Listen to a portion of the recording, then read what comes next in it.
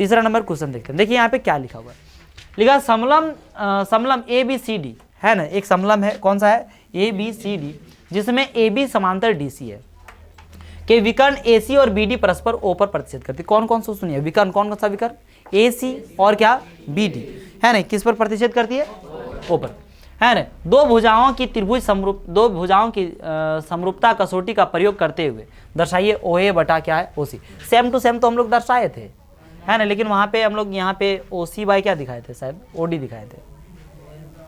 कौन मतलब 9th class में क्या बोल रहे हो, 9 नंबर 6.2 है ना। तो यहाँ पर भी वही सवाल है, इसको मैं थोड़ा सा छोटा कर सकता, कोई दिक्कत नहीं, कोई दिक्कत है किन्हीं को, है ना।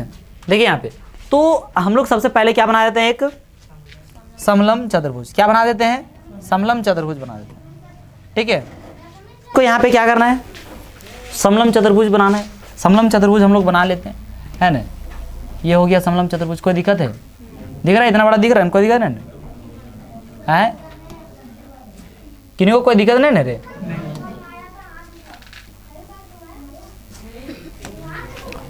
ठीक है, अब यहाँ पे हम लोगों को नाम दे देना है, कैसे नाम देना है, ए बी सी डी। अब नाम पे देखिए बहुत मिस्टेक करता है कोई, यहाँ पे ए बी सी डी ऐसे लिख दिया कि नहीं होगा, बोले कैसे नहीं होगा, आगे यदि पढ़ेंगे तो आपको पता चलेगा। ए सी और बी डी परस्पर क्या है, ओ पर, ए सी है क्या, नहीं है, तो ये क्या हो जाएगा, मिस्टेक। हालांकि मैं इसका और दूसरा कारण भी बताया हूं कि आपको लिखना कैसे है, लेकिन फिर भी एक यदि अंदाजा आप खींच भी दिए हैं, दूसरा भी तरीका आपको बता दे रहा हूँ, समझे कि नहीं। तो वही चीज़ बताया कि यहाँ पे आपको क्या हो जाएगा, यहाँ पे सी हो जाएगा, यहाँ पे क्या हो जाएगा डी। तो आप ये गलती ना करें, ऐसा गलती करेंगे तो आपको थोड़ी सी क्या हो सकती है, पछतावा, मतलब दिक्कत हो जाएगी।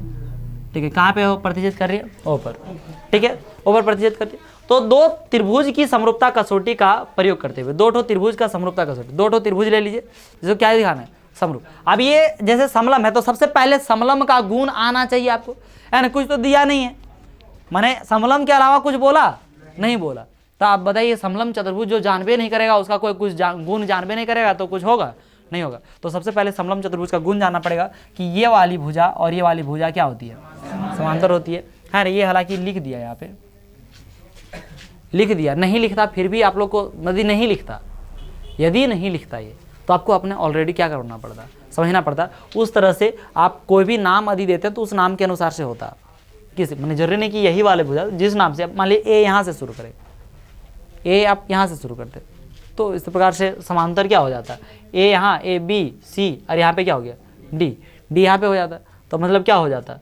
डी ए और नीचे क्या हो जाता, बी बी सी, ऐसे नहीं समांतर हो जाता जी। समझ पाए या नहीं समझ पाए, तो वो अपने से लिखते तब।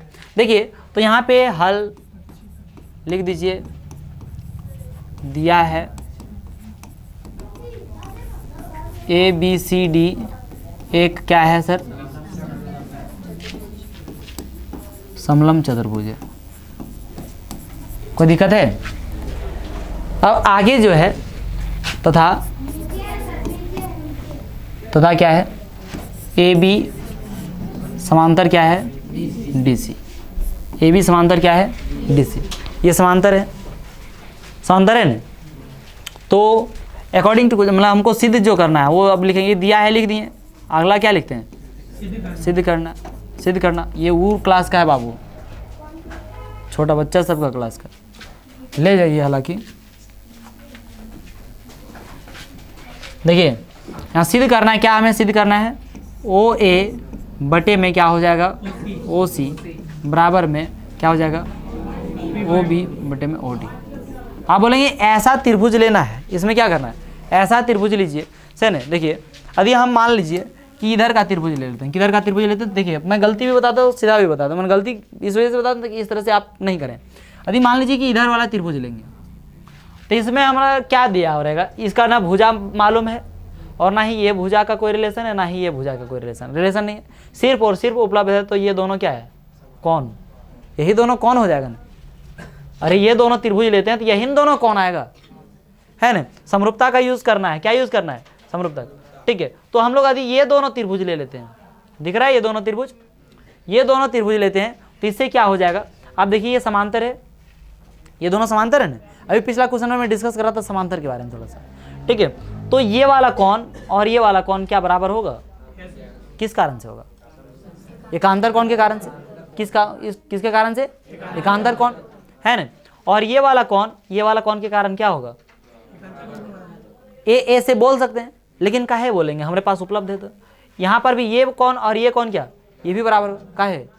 शीर्षाभिमुख बराबर होगा कि नहीं। ए से दोनों त्रिभुज सर्वांगसम हो जाएगा। अब दोनों सर्वांगसम नहीं, दोनों त्रिभुज क्या हो जाएगा? समरूप हो जाएगा।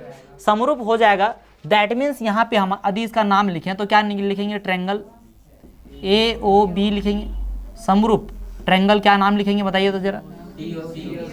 फिर गलती कर दी, फिर गलती। जब यहाँ A के बराबर C है तो हम सबसे पहले क्या लिखेंगे? C लिखेंगे। फिर क्या लिखेंगे?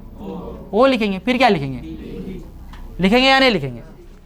समझ पाए या नहीं समझ पाए? है ना। DOC कौन बोला था? DOC कैसे बोले? मैंने आपको ये लिखने के बाद समझ में आ गया? हाँ, मैंने उल्टा दिया, आप डायरेक्ट से वैसे मत देखिए, है ना। इसके A के बराबर क्या था? C, तो आप C को पहले लिखेंगे। यही चीज क्या करना है, समझना है। ये चीज उल्टा लिखे सब चौपट हो जाएगा, वो उल्टा लिखेंगे क्या हो जाएगा? सब चौपट हो जाएगा। अब देखिए यहाँ पे हम लोग ले OA, क्या लें? OA, तो बटे में क्या हो जाएगा?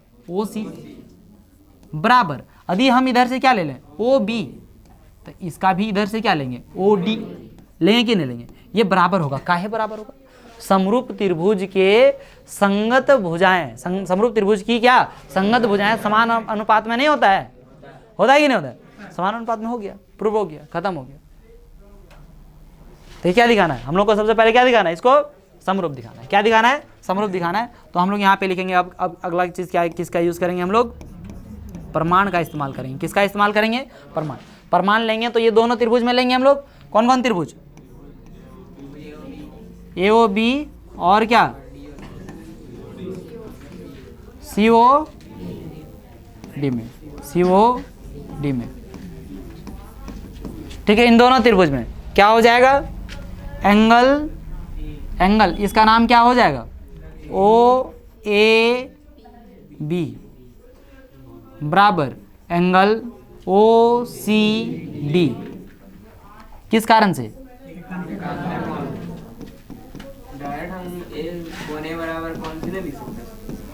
अच्छा एक बात बताइए, कौन A बराबर, इन दोनों, हालांकि इन दोनों त्रिभुज में लिख रहे हैं तो कौन A बराबर कौन C लिख सकते हैं? लिख सकते हैं दोनों, क्योंकि हम लिख रहे हैं यहाँ ऊपर में लिख दिया ना त्रिभुज AOB और किस में? COD में। तो एंगल A के बराबर क्या लिख सकते हैं? Angle CB। लेकिन थोड़ी सी मतलब जब बाद में आप नोट्स भी देखेंगे अपना ना तो थोड़ा कंफ्यूज हो सकता है। अब C इधर की C इधर, कभी कभी मतलब जैसे दिमाग मतलब क्या होता है, कभी हम स्पीड में देख रहे हैं तो काम नहीं करने लगता है। इस वजह से पहले से आदत ऐसा रखिए कि आपका क्या हो जाए, काम करे, समझे कि नहीं। लिखा जा सकता है क्योंकि हम ऊपर में लिख चुके हैं, ठीक है, कोई दिक्कत नहीं है। अरे किसी को दिक्कत है? अब अगला क्या लिखेंगे? एंगल क्या लिखेंगे? एंगल इसका नाम लिखेंगे ABO बराबर एंगल क्या लिखेंगे? CDO, है ना। यही ना हो जाएगा, ये D और क्या B। क्योंकि देखने में बहुत आसान लगता है, मतलब उधर बता दिए तब बहुत आसान लग गया, लिखने में आप लोग को क्या लगने लगता है? डिफिकल्ट। जैसे नवा लिखे तैसे डिफिकल्ट। तथा एंगल क्या हो जाएगा? बीच वाला AOB बराबर एंगल COD। किस कारण से? शीर्षाभिमुख कोण के कारण से, शीर्षाभिमुख। अब कितने लोग ऐसे महारथी हैं जिनको, है ना, जिनको ना शीर्षाभिमुख आता है ना ही एकांतर कोण आता है, जिनको ना शीर्षाभिमुख आता है और ना ही क्या आता है? एकांतर। तो ये सब तीनियों लाइनियाँ कुछ नहीं बुझ पाया होगा। जबरदस्ती हम बुझ गया, जबरदस्ती हम लिख देगा, क्या लिखेगा जबरदस्ती? मैंने वो इसमें कॉन्सेप्ट है हमको नजर आ रहा है कि आप लिख पाएंगे, ठीक है। ये हो गया। तो हम लोग यहाँ लिख सकते हैं, इसलिए A क्या? समरूपता कसौटी से। A समरूपता कसौटी से क्या हो जाएगा? समरूपता कसौटी से क्या हो जाएगा, है ना। ट्रायंगल AOB समरूप ट्रायंगल COD हो गया। A समरूपता कसौटी से ऐसा हो गया।